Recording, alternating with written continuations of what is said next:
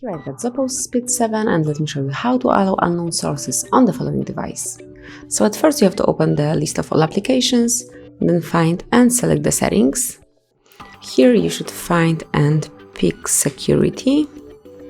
Over here, scroll down a bit and here you'll notice Unknown Sources tab, so it will allow installation of apps from unknown sources. If you would like to select it, if you would like to have it, simply tap on this switcher.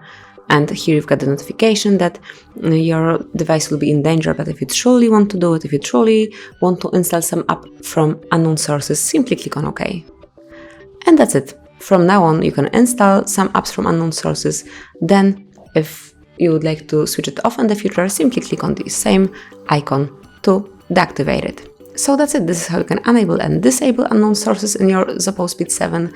Thank you for watching. Please subscribe our channel and leave the thumbs up.